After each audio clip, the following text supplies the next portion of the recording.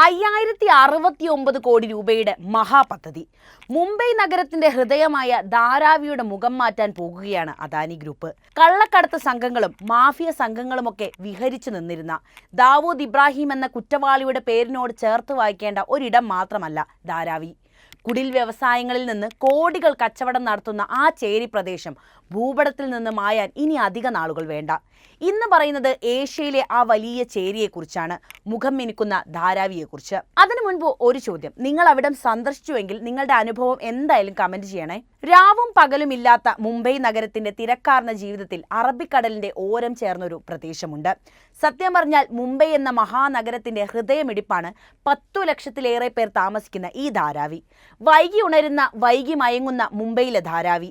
വർഷങ്ങൾ പഴക്കമുള്ള ഇടിഞ്ഞു വീഴാറായ കെട്ടിടങ്ങളും അവിടെ ജീവിക്കുന്ന കുറേ മനുഷ്യരും. വീടിനോട് ചേർന്ന് തന്നെ അവരുടെ കുടിൽ വ്യവസായങ്ങളുമുണ്ട്. സിനിമകൾ നിറം നൽകിയ ധാരാവിയുടെ ഇന്നത്തെ മുഖം തീർത്തും ശാന്തമാണ്.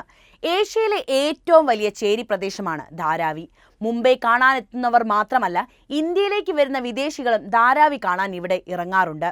ദരിദ്രർ മാത്രമല്ല, വിദേശത്തേക്ക് കയറ്റുമതിയുള്ള കച്ചവടം നടത്തുന്നവരും താമസിക്കുന്ന സ്ഥലമാണ് ഇന്ന് ധാരാവി. ഇത്രയേറെ വൈവിധ്യമുള്ള ചെറുകിട സംരംഭങ്ങൾ സജീവമായുള്ള അധിക സ്ഥലങ്ങൾ വേറെ ഉണ്ടോ എന്ന കാര്യം സംശയമാണ്. കയറ്റുമതി ചെയ്യുന്ന തുകൽ ഉൽപ്പന്നങ്ങളുടെ നിർമ്മാണം, മൺപാത്ര നിർമ്മാണം, സോപ്പ് നിർമ്മാണം, വസ്ത്ര നിർമ്മാണം, റീസൈക്ലിംഗ് യൂണിറ്റുകൾ, ഭക്ഷണശാലകൾ, മധുരപലഹാരങ്ങളും മറ്റു ഭക്ഷണങ്ങളുടെയും നിർമ്മാണം എന്നിങ്ങനെ വൈവിധ്യമാർന്ന നിരവധി സംരംഭങ്ങൾ ഇവിടെ നമുക്ക് കാണാം. ധാരാവിക്ക് വേണ്ടിയുള്ളത് മാത്രമല്ല, മുംബൈ മഹാനഗരത്തിന് വേണ്ടിയുള്ള ഉൽപ്പന്നങ്ങളിൽ പലതും ഇവിടെ നിന്നാണ് ഉടലെടുക്കുന്നത് പോലും. തെക്കൻ മുംബൈയിൽ മാഹി നദീതീരത്ത് 1.75 ചതുരശ്ര കിലോമീറ്റർ മാത്രം വിസ്തൃതിയിലാണ് ധാരാവിയുള്ളത്.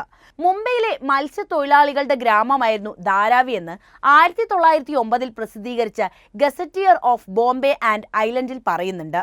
അന്ന് സമുദ്രത്തിലേക്ക് തള്ളി നിന്ന ചതുപ്പ് പ്രദേശമായിരുന്നത്രേ ഈ ധാരാവി. പിന്നീട് സിയോനിൽ ഒരു അണക്കെട്ട് പണിയുകയും നദി വരണ്ട് കൂടുതൽ കരഭാഗങ്ങൾ തെളിയുകയും ചെയ്തു. ഇതോടെ സ്വാഭാവിക ജീവിതമാർഗം കുറഞ്ഞ മത്സ്യത്തൊഴിലാളികൾ ഇവിടം വിടുകയും ധാരാവി കുടിയേറ്റക്കാരുടെ കേന്ദ്രമായി പരിവർത്തനപ്പെടുകയും ചെയ്യുകയായിരുന്നു. ലോകത്ത് തന്നെ ഏറ്റവും ഉയർന്ന വാടകയുള്ള മുംബൈ മഹാനഗരത്തിലെത്തുന്നവർക്ക് ഇന്നും ചെറിയ ചെലവിൽ ജീവിക്കാൻ അവസരം നൽകുന്ന ഇടമാണ് ഈ ധാരാവി. 2019 ട്രാവൽ വെബ്സൈറ്റായ ട്രിപ്പ് അഡ്വൈസർ നടത്തിയ സർവേയിൽ ഇന്ത്യയിലെ ഏറ്റവും വ്യത്യസ്തമായ യാത്രാനുഭവങ്ങൾ മുന്നിലെത്തിയത് ധാരാവിയായിരുന്നു. താജ്മഹലിനെ വരെ മറികടന്നാണ് ധാരാവി വ്യത്യസ്ത അനുഭവം എന്ന പേര് നേടിയത്. ഇന്ന് ധാരാവി കാണാനായി പലതരത്തിലുള്ള ടൂർ പാക്കേജുകൾ സഞ്ചാരികൾക്ക് ലഭ്യവുമാണ്. ധാരാവിയിലേക്ക് കടക്കാൻ പ്രത്യേകിച്ച് ഫീസ് ഒന്നും നൽകേണ്ട കാര്യമില്ല. എന്നാൽ ടൂർ പാക്കേജുകളുടെ ഭാഗമായി ധാരാവിയെ വിശദമായും എളുപ്പത്തിൽ മനസ്സിലാക്കാൻ പണച്ചെലവുണ്ട്. ലോകത്തെ നഗരജനതയുടെ 1/4 കഴിയുന്നത് ചേരികളിലാണെന്നാണ് ഐക്യരാഷ്ട്രസഭയുടെ കണക്കുകൾ പറയുന്നത്. 1990കളിൽ വികസ്വര രാജ്യങ്ങളിലെ ചേരികളിൽ താമസിച്ചിരുന്നത് 68.9 കോടി പേരായിരുന്നു. 2014ലേക്ക് വരുമ്പോൾ 88 കോടിയിലെത്തിയെന്ന് ഐക്യരാഷ്ട്രസഭ പറയുന്നു. നഗരങ്ങളിൽ ജനസംഖ്യയുടെ പകുതിയും താമസിക്കുന്ന ഇത്തരം പ്രദേശങ്ങളിൽ അടിസ്ഥാന സൗകര്യങ്ങൾ വളരെ കുറവാണ്. ഏതൊരു ചേരിയെയും പോലെ തന്നെ ജനങ്ങൾ തിങ്ങിപ്പാർക്കുന്ന ഇടമാണ് ഈ ധാരാവിയും. ടാർപ്പായ കൊണ്ട് മറച്ചുകെട്ടിയ കെട്ടിടങ്ങളിലാണ് ഈ ശൗചാലയ സൗകര്യം ഒരുക്കിയിട്ടുള്ളത്. 100 കണക്കിനു പേർക്ക് ഉപയോഗിക്കാനായി ഒരു ശൗചാലയം മാത്രമാണ് പലപ്പോഴും ഇവിടെ ഉള്ളത്. പലതും തോടുകളിലേക്കോ ജലാശയങ്ങളിലേക്കാണോ തുറന്നു വിടാറുള്ളത്. ശുദ്ധജലം നാമമാത്രം, വിദ്യാഭ്യാസ ആരോഗ്യ പരിരക്ഷാ സംവിധാനങ്ങൾ പേരിനു മാത്രം. അവരുടെ വീടുകളാകട്ടെ അടുക്കളയും ഡൈനിങ് ഹാളും ഒക്കെ ഒരുമിച്ച് ഒറ്റമുറി. ഐക്യരാഷ്ട്രസഭയുടെ കണക്കുകൾ പ്രകാരം ജനസംഖ്യയിൽ 3ാമതാണ് ഈ ധാരാവി. 10 ലക്ഷത്തോളം പേർ അവിടെ കഴിയുന്നു എന്നാണ് കണക്കുകൾ. പാകിസ്ഥാനിലെ കറാച്ചിക്ക് അടുത്തുള്ള ഒറാങ്കി ചേരിയാണ് മുന്നിൽ നിൽക്കുന്നത്. 24 ലക്ഷം പേർ ഇവിടെ അധിവസിക്കുന്നുണ്ടെന്നാണ് കണക്കുകൾ. മെക്സിക്കോ സിറ്റിക്ക് അടുത്തുള്ള സിയുദാഡ് നൈസയാണ് 12 ലക്ഷം പേരുമായി രണ്ടാമതുള്ളത്. ഏതു വെല്ലുവിളിയെയും പോരാടി അതിജീവിക്കുന്നവരാണ് ഈ ധാരാവിക്കാർ. നമ്മുടെ രാജ്യത്തിന്റെ നിയമസംഹിതകളോ നിയമങ്ങളോ അല്ല ധാരാവിയുടേത്. ആ ചേരിക്കൊരു നിയമമുണ്ട്. അത് അനുഷ്ഠിക്കുന്നവരാണ് ധാരാവിക്കാർ. അതാണ് പുറം ലോകത്തെ എന്നും ഭയപ്പെടുത്താറുള്ള ഘടകവും. ഇനി ധാരാവിയുടെ ചരിത്രം ഒന്ന് പറയാം. 1880കളിലാണ് ധാരാവിയുടെ ചരിത്രം ആരംഭിക്കുന്നത്. അന്ന് മുംബൈ കേവലം ഒരു തുറമുഖം മാത്രമാണ്. കടലിനെ ആശ്രയിച്ച് ജീവിച്ചിരുന്ന ഒരു ജനതയുടെ മണ്ണ്, കടലിടുക്കും ചതുപ്പുകളും കണ്ടലുകളും നിറഞ്ഞ ഒരു പ്രദേശം. കോളികൾ എന്നറിയപ്പെടുന്ന മീൻപിടുത്തക്കാരുടേതായിരുന്നു ഈ ധാരാവി. അവർ മാഹിയും കടലിടുക്കിലും ചതുപ്പുകളിലും മീൻ പിടിച്ച് ഉപജീവനം നടത്തി. മുംബൈ വളരാൻ തുടങ്ങുന്നത് ആ ഇടയ്ക്കാണ്. വ്യവസായവൽക്കരണം ബ്രിട്ടീഷുകാരെ കടൽ കടന്നെത്തി സാമ്രാജ്യം പണിയാൻ പ്രാപ്തരാക്കിയ ഘട്ടത്തിൽ അവർ കോളനികളിലും വ്യവസായ സ്ഥാപനങ്ങൾ പണിയാൻ ആരംഭിച്ചു. മുംബൈ സുന്ദരിയാകാൻ തുടങ്ങുന്നത് അപ്പോഴാണ്. എന്നാൽ സർക്കാർ ഭൂമിയായ ചതുപ്പുകളിലേക്ക് മുംബൈയുടെ അവശിഷ്ടങ്ങൾ വന്നു പതിച്ചുകൊണ്ടിരുന്നു. കണ്ടലുകൾക്കിടയിൽ മണ്ണും മലവും പ്ലാസ്റ്റിക്കും മറ്റു മാലിന്യങ്ങളും അടിച്ച് ധാരാവിയിലെ ചതുപ്പുകൾ നിലമായി തുടങ്ങി. വ്യവസായ നഗരത്തിൽ ജോലി തേടി വന്ന പലരും പിന്നീട് താമസിച്ചത് ഈ ധാരാവിയിലാണ്. അങ്ങനെ ഏറ്റവും സാധാരണക്കാരന്റെ നാടായി ധാരാവി പരിവർത്തനപ്പെട്ടു. പിന്നെയും പലരും വന്നു. അവർ ചെറിയ വീടുകളും ചെറിയ വ്യവസായ സ്ഥാപനങ്ങളുമായി അവിടെ ജീവിതം ആരംഭിച്ചു. ഇതിൽ മലയാളികൾ പോലും ഉണ്ട് എന്നതാണ് സത്യം. സ്വരാഷ്ട്രത്തിൽ നിന്നുള്ള മൺപാത്ര നിർമ്മാണക്കാരായ കുംഭാരകൾ, പലഹാരങ്ങളും തുകൽ ഉൽപ്പന്നങ്ങളും ഉണ്ടാക്കിയ തമിഴ്നാട്ടുകാർ, കരകൗശല വസ്തുക്കൾ ഉണ്ടാക്കിയും വസ്ത്രങ്ങൾ തുന്നിയും ഉത്തർപ്രദേശുകാർ, അങ്ങനെ ധാരാവി വളർന്നുകൊണ്ടേയിരുന്നു. ജീവിതോപാധി തേടിയെത്തിയ സാധാരണക്കാരന് മുംബൈ നഗരം ജോലി നൽകിയപ്പോൾ അവർക്ക് വിരിമാറു നൽകി തല ചായ്ക്കാൻ ഇടം നൽകിയത് ഈ ധാരാവിയാണ്. അങ്ങനെ വൈവിധ്യമാർന്ന സമൂഹങ്ങൾ ചേർന്ന് ധാരാവി എന്ന പ്രത്യേക മേഖല വികസിക്കുകയായിരുന്നു. മറ്റിടങ്ങളിൽ നിന്ന് വ്യത്യസ്തമായി ധാരാവി സാക്ഷരതയിൽ ഏറെ മുന്നിലാണ്. ഔദ്യോഗിക കണക്കുകൾ പ്രകാരം 69% പേർ സാക്ഷരായ മനുഷ്യർ കഴിയുന്ന ഭൂമിയാണ് ഇന്ന് ധാരാവി. മുഖം മിനുക്കുന്ന ധാരാവിയെക്കുറിച്ചാണ് ഇനി പറയുന്നത്. 557 ഏക്കർ വിസ്തൃതിയിൽ വ്യാപിച്ചു കിടക്കുന്ന ഏഷ്യയിലെ ഏറ്റവും വലിയ ചേരിപ്രദേശമായ ധാരാവിയെ വികസിപ്പിക്കാൻ പദ്ധതി തയ്യാറാക്കി രംഗത്തെത്തിയിരിക്കുകയാണ് അദാനി ഗ്രൂപ്പ്. സർക്കാരിന്റെ ചേരി പുനരധിവാസ പദ്ധതി പ്രകാരം അദാനി ഗ്രൂപ്പ് ധാരാവിയിൽ നിന്ന് ഫ്ളാറ്റുകൾ നിർമ്മിച്ചു നൽകും. 350 ചതുരശ്ര അടി വിസ്തീർണമുള്ള ഫ്ളാറ്റുകളാകും താമസക്കാർക്ക് നൽകുന്നത്. അടുക്കളയും ശൗചാലയവും അടക്കമുള്ള സൗകര്യങ്ങൾ ഈ ഫ്ളാറ്റുകൾ ഉണ്ടാകുമെന്നാണ് അദാനി വ്യക്തമാക്കുന്നത്. 5069 കോടി രൂപയ്ക്ക് സർക്കാരിൽ നിന്ന് നേടിയ കരാറിന്റെ അടിസ്ഥാനത്തിലാണ് അദാനി ഗ്രൂപ്പ് ധാരാവിയിൽ വികസന പ്രവർത്തനങ്ങൾ നടത്തുന്നത്. ധാരാവിയിലെ 259 ഹെക്ടർ സ്ഥലത്ത് പുനർനിർമ്മാണം നടത്തി ചേരിയെ മികച്ച സൗകര്യങ്ങളാക്കുന്ന ടൗൺഷിപ്പ് ആക്കി മാറ്റുന്ന പദ്ധതിയാണിത്.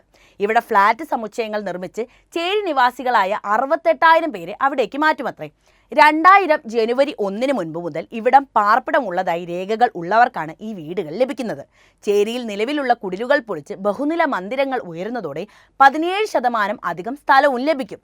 ഈ സ്ഥലം വികസന പ്രവർത്തനങ്ങൾക്ക് വേണ്ടി ഉപയോഗിക്കാനാണ് പദ്ധതിയെന്നാണ് ധാരാവി റീഹാബിലിറ്റേഷൻ പ്രോജക്റ്റ് പ്രൈവറ്റ് ലിമിറ്റഡിന്റെ പബ്ലിക് റിലേഷൻസ് ഹെഡ് മഗ്രന്ത് ഗാഡ്ഗിൽ പറഞ്ഞിരുന്നത്. എല്ലാവർക്കും താമസ സൗകര്യം ഉറപ്പാക്കുമെന്നാണ് അദാനിയുടെ ഉറപ്പ്. 2000 മുൻപ് ഇവിടെ പാർപ്പിടം ഉണ്ടായിരുന്നവർക്കാണ് ഫ്ളാറ്റ് ലഭിക്കുക. എങ്കിലും ഇത് പ്രകാരം അനർഹരായവർക്കും ഇവിടെ താമസ സൗകര്യം ലഭിക്കുമെന്ന് തന്നെയാണ് ഗാഡ്ഗിൽ പറയുന്നത്. ഇത്തരക്കാർക്ക് സംസ്ഥാന സർക്കാരിന്റെ ഭവന നയത്തിന് കീഴിൽ കുറഞ്ഞ ചെലവിൽ താമസ സൗകര്യം നൽകാനാണ് പദ്ധതിയുള്ളത്. 18 വർഷമായി ധാരാവിയുടെ സമഗ്ര വികസനം ലക്ഷ്യം വെച്ചുകൊണ്ട് സർക്കാർ നടപ്പിലാക്കാൻ ശ്രമിക്കുന്ന പദ്ധതിയാണ് ഇപ്പോൾ യാഥാർത്ഥ്യമാകാൻ പോകുന്നത്. ധാരാവി പുനർവികസനവുമായി ബന്ധപ്പെട്ട് 2004-ലും 2009-ലും 2011-ലുമായി 3 തവണ സർക്കാർ ടെൻഡർ ക്ഷണിച്ചിട്ടുണ്ട്. എന്നാൽ അന്ന് വ്യവസായ ഗ്രൂപ്പുകളൊന്നും ഇതിനോട് പ്രതികരിച്ചിട്ടില്ലായിരുന്നില്ല. തുടർന്ന് 2018-ൽ ആഗോളതലത്തിൽ ധാരാവി പുനർവികസന പദ്ധതിക്കായി വീണ്ടും ടെൻഡറുകൾ ക്ഷണിച്ചു. അന്ന് അദാനി ഗ്രൂപ്പിനെ മറികടന്ന് ദുബായ് ആസ്ഥാനമായ സെക്ലിംഗ് കമ്പനിയാണ് ഏറ്റവും ഉയർന്ന തുക വിളിച്ചിരുന്നത്. എന്നാൽ ചില സാങ്കേതിക പ്രശ്നങ്ങൾ ഉടലെടുത്തതോടെ 2020 ഒക്ടോബറിൽ അന്നത്തെ സർക്കാർ ടെൻഡർ റദ്ദാക്കി. തുടർന്നാണ് ഏക്നാഥ് ഷിൻഡെ സർക്കാർ അധികാരത്തിൽ വന്നതോടെ വീണ്ടും ആഗോള ടെൻഡർ വിളിക്കുന്നതും അദാനി ഗ്രൂപ്പ് കരാർ സ്വന്തമാക്കുന്നതും. മഹാരാഷ്ട്ര സർക്കാർ അദാനി ഗ്രൂപ്പിനെ വഴിവിട്ട് സഹായിക്കുന്നതായി കോൺഗ്രസും ഉദ്ധവ് താക്കറെ നേതൃത്വം നൽകുന്ന ശിവസേനയും വിമർശിച്ചിട്ടുണ്ടായിരുന്നു. അദാനിക്ക് വേണ്ടി ഡെവലപ്മെന്റ് കൺട്രോൾ റൂളിൽ ഏക്നാഥ് ഷിൻഡെ സർക്കാർ മാറ്റം വരുത്തിയതായാണ് ആരോപണം. കേന്ദ്ര സർക്കാരിന്റെ സമ്മർദ്ദത്തിന് വഴങ്ങിയാണ് റിയൽ എസ്റ്റേറ്റ് നിർമ്മാണവുമായി ബന്ധപ്പെട്ട ചട്ടത്തിൽ സംസ്ഥാന സർക്കാർ മാറ്റം വരുത്തിയിരിക്കുന്നതെന്ന് കോൺഗ്രസ് കുറ്റപ്പെടുത്തിയിട്ടുമുണ്ട്. അദാനിക്ക് വേണ്ടി ടെൻഡർ നടപടികളിലെ വ്യവസ്ഥകൾ സർക്കാർ മാറ്റിയെന്ന ആരോപണവുമായി ആദ്യം ആഗോള ടെൻഡർ നേടിയ സെക്ലിംഗ് നൽകിയ ഹർജി ബോംബെ ഹൈക്കോടതിയിൽ ഉണ്ടായിരുന്നു. എല്ലാ തടസ്സങ്ങളും തട്ടിമാറ്റി അദാനി ഗ്രൂപ്പ് ധാരാവിയുടെ മുഖം മാറ്റാൻ ഒരുങ്ങുകയാണ്. 5069 കോടിയുടെ വലിയ പദ്ധതി നടപ്പിലാക്കുമ്പോൾ പല ചോദ്യങ്ങൾക്കും ഇപ്പോഴും ഉത്തരം ലഭിച്ചിട്ടില്ല എന്നതാണ് വസ്തുത. ധാരാവിയിലെ ജനങ്ങളുടെ ഉപജീവനമാണ് അതിൽ പ്രധാനപ്പെട്ടത്.